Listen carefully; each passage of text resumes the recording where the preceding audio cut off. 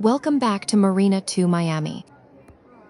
It shows migrating birds that travel at night and how Dallas is one of the major cities where millions of birds pass through during migration. The display explains that many birds face danger in big cities because of lights, buildings, and urban hazards.